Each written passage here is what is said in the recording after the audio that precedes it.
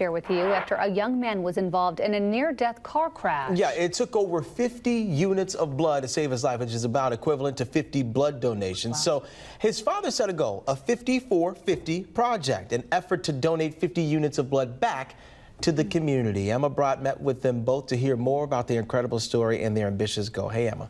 Well, it's a call most parents wouldn't want to receive, to hear that your son is in the hospital in need of 23 units of blood just in the ER alone, not knowing if he'll be able to survive.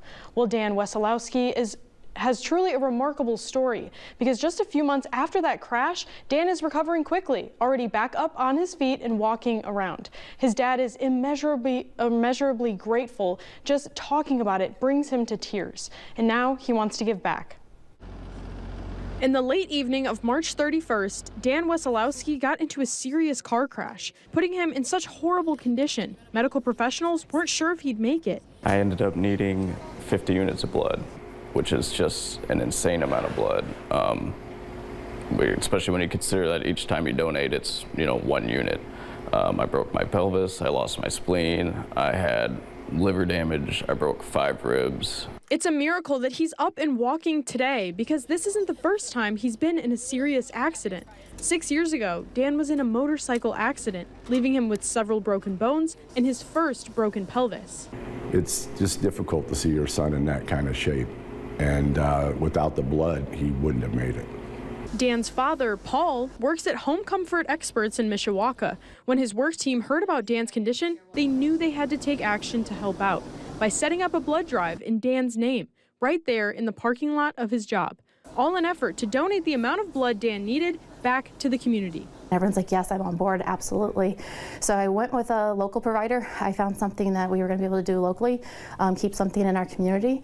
And as soon as I got about 15 to 18 people signed up, I went up to Paul and told him, and we both kind of just lost it. Wow, I cried.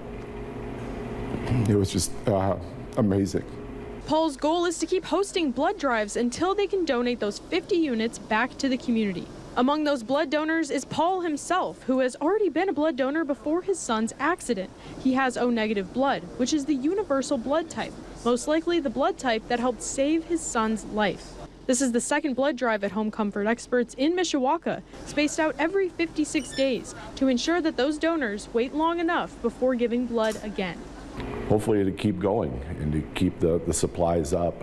It's an important thing. You never know. You just never know when someone you love is going to need it. It truly saves their life.